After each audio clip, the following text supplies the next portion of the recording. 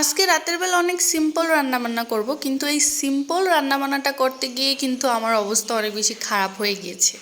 কারণ রান্নাটা সিম্পল হলেও রান্নাটা ছিল সিম্পলের মধ্যে গর্জিয়াস। তো যাই হোক গাইস, এখন হচ্ছে আমি আলু সিদ্ধ করে নিয়েছি।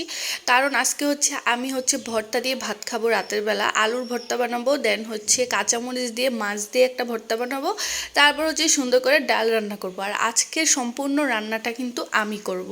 তো এখানে হচ্ছে আমি সুন্দর করে ডাল রান্না করে নিচ্ছি। একদমই অল্প ডাল রান্না করতেছি, কারণ যেহেতু রাতের খাবার, তো এই জন্য হচ্ছে একদম অল্প করে রান্না করতেছি। রাতের বেলা খাওয়ার পরই তো দেখা যায় যে পরের দিন ডাল থাকলে আর এই ডালটা আর খাওয়া হয় না, নষ্ট হয়।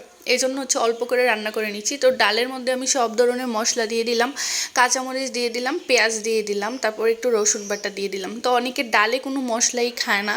ডালটা সিদ্ধ হওয়ার পর হলুদ দিয়ে লবণ দিয়ে সিদ্ধ করার পর হচ্ছে পেঁয়াজ রসুন দিয়ে বাগার দিয়ে দেয়, কিন্তু আমি ডালে মশলা খেতে অনেক বেশি পছন্দ করি। তারপর দিয়ে দিলাম কয়েকটা কাঁচা জলপাই, কারণ এই কাঁচা জলপাইটা ডালের সাথে অ্যাড করলে ডালটা একটু টকটক লাগে এবং খেতেও মজা লাগে। তারপর আমি এখানে কয়েকটা পেঁয়াজ আর রসুন কুচি ভেজে নিচ্ছি, তারপর হচ্ছে শুকনো মরিচ 2টা ভেজে নিচ্ছি। এটা দিয়ে হচ্ছে আমি ডালে বাগার দিব। আর ডাল মানেই তো বাগার, কারণ ডালে বাগার না দিলে তো আর ডাল খাওয়া যায় না, মানে খাওয়া যায় কিন্তু মজা হয় না। তারপর এখানে কয়েকটা স্লাইস দিয়ে দিলাম ডিমের। তো এখানে দেখুন আমার বাস্তি, সে আমার কুলে ওঠার জন্য কিভাবে কান্নাকাটি করতেছে। তো আমি আসলে কিছুই করতে পারি না, সারাদিন আমি কিছুই করতে পারি না। ইভেন আমার নিজের পার্সোনাল কাজ পর্যন্ত করতে পারি না ওর জন্য।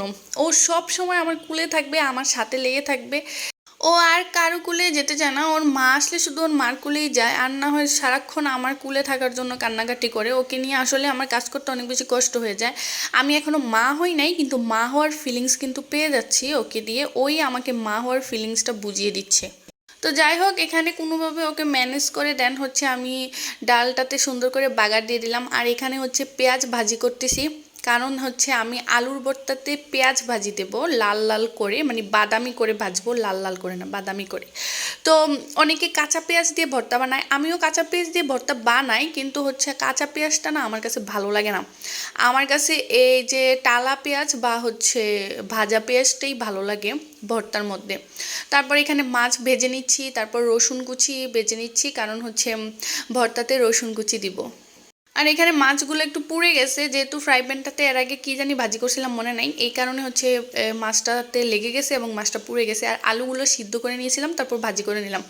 আর এখানে এক হাতে ভিডিও করতেছি আর এক হাতে হচ্ছে আমি ভর্তা বাটতেছি, এই হচ্ছে অবস্থা। আর এখানে হচ্ছে পাটার ভাত খেয়ে নিলাম। অনেকে মানে অনেকে এটা আমার পছন্দ করে পাটার ভাত, আমার কাছে অনেক বেশি ভালো লাগে। ভর্তা বানানোর পর পাটার মধ্যে ভাত ভর্তার সাথে মেখে খেতে অনেক মজা লাগে। তারপর হচ্ছে আমি এই যে মাছ দিয়ে, তারপর হচ্ছে কাঁচামরিচ দিয়ে ভর্তা বানিয়ে নিলাম। তারপর বানিয়ে নিচ্ছি হচ্ছে আলুর ভর্তা। তো এখানে আমি হচ্ছে ভাজা পেঁয়াজটা দিচ্ছি। আর অনেকে তো কাঁচা পেঁয়াজ পছন্দ করে, কিন্তু আমার কাছে কাঁচা পেঁয়াজটা এত একটা ভালো লাগে না।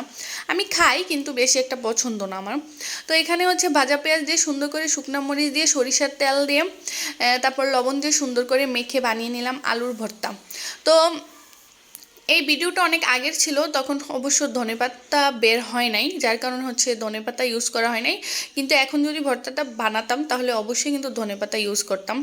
তো এই তো আমার সিম্পল রান্নাবান্না কিন্তু শেষ। এখানে হচ্ছে রাতের খাবার আমি খেয়ে নিচ্ছি গরম গরম ভাতের সাথে 2 রকমের ভর্তা আর হচ্ছে ডাল দিয়ে সুন্দর করে আমার সিম্পল রান্নাবান্না।